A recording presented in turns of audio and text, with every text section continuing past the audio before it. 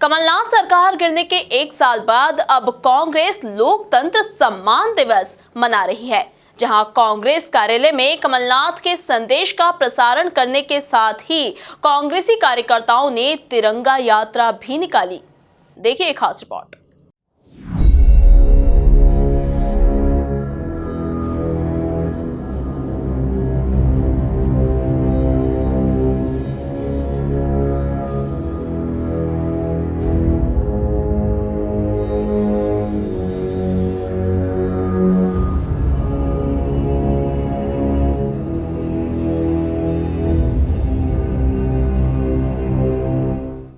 साल 2020 में आज ही के दिन कमलनाथ ने मुख्यमंत्री पद से इस्तीफा दिया था, जिसके बाद एमपी की सत्ता में बड़ा बदलाव देखने को मिला था।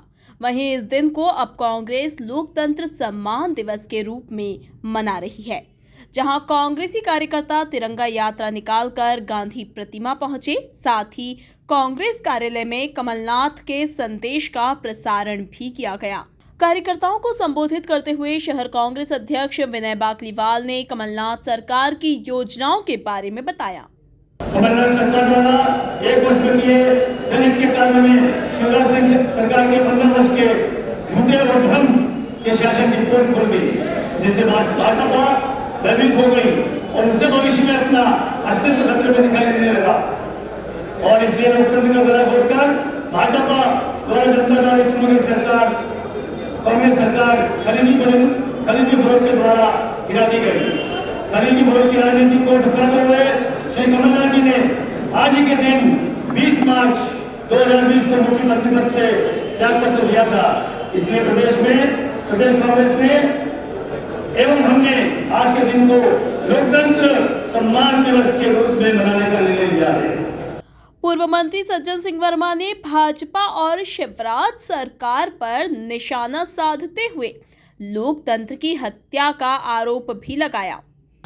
देखिए, आज के दिन भारतीय जनता पार्टी ने मध्य प्रदेश की धरा पे लोकतंत्र की हत्या की थी। विधायक बिक सकता है, सांसद बिक सकता है, ये कल्पना कोई भारत का नागरिक कर नहीं सकता। लेकिन भारतीय जनता पार्टी की मध्य प्रदेश शिवराज सिंह एंड कंपनी ने विधायकों को खरीद फरोख्त करके चलती हुई सरकार कांग्रेस की गिराई। ये सीधे सीधे लोकतंत्र की हत्या।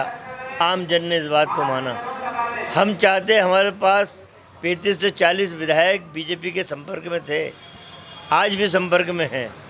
कमलनाथ जी ने कहा कि हम जो कृत्य भाजपा ने किया है लोकतंत्र की हत्या का, हम कमलनाथ जी के पास कोई पैसे की कमी है क्या? हम भी खरीद सकते थे, पर कमलनाथ जी ने कहा नहीं, 2023 में मैं पुनः कांग्रेस की सरकार, जनता हमें मैंडेट देगी, वो सरकार मैं कांग्रेस के छोटे कार्यकर्ता की झोली में डाल के फिर हाई कमान चाहेगा तो दिल्ली जाऊंगा, लेकिन मध्य प्रदेश में रहूंगा। इसलिए लोकतंत्र की रक्षा का भार हर कांग्रेस के छोटे से छोटे कार्यकर्ता में। पूर्व मंत्री जीतू पटवारी ने भाजपा और आरएसएस विचारधारा पर निशाना साधते हुए क्या कुछ कहा, जरा आप खुद ही सुनिए। आज सबसे ज़्यादा आवश्यकता जैसी महामारी कोरोना को लेकर, वैसी ही महामारी लोकतंत्र की हत्या को लेकर भारतीय जनता पार्टी, नरेंद्र मोदी और आरएसएस की विचारधारा ने की है। 8 राज्य लगातार चुनी हुई सरकारों को गिराना। अगर लोकतंत्र बचाना है तो सबसे पहले इस विचार से लड़ना है कि जो वोट मिला उसकी हत्या करना। भारतीय जनता पार्टी ने मध्य प्रदेश में आज ही के दिन लोकतंत्र की हत्या भी की, संविधान का मखौल भी उड़ाया, बाबा साहब अम्बेडकर की अवहेलना भी की, और उसी के भावना अनुरूप कमलनाथ जी ने आदेश दिया है कि हम सबको लोकतंत्र की रक्षा करना, संविधान की रक्षा करना। और आज का दिन लोगों को याद दिलाएं कि लोकतंत्र के हत्यारे हैं जो असत्ता में बैठे हैं।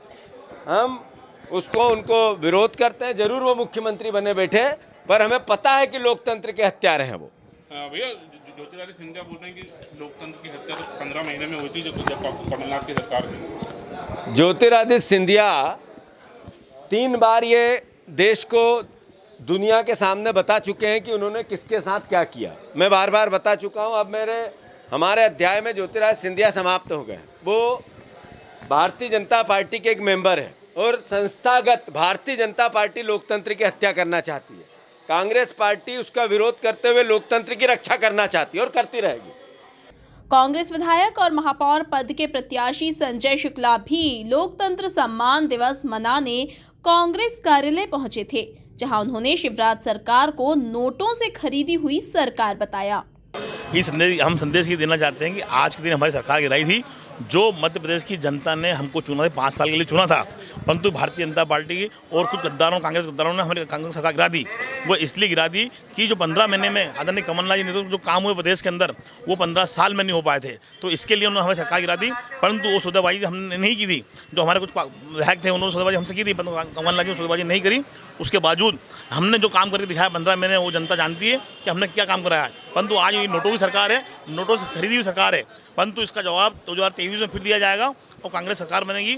और कमलनाथ जी नेतृत्व में जो 15 महीने में काम हुए, वो आप भी जानते हैं, जनता भी जानती है कि जो कार्रवाई आज हो रही है, भू माफिया कार्रवाई हो या शुद्ध के लिए युद्ध हो, जो भी वो है, 15 साल में इनकी सरकार में सब लोग पनपे थे, परंतु कमलनाथ जी ने भले भारतीय जनता पार्टी का हो या कांग्रेस का हो, उन्हें किसी को देखा, सब पे कार्रवाई करी थी।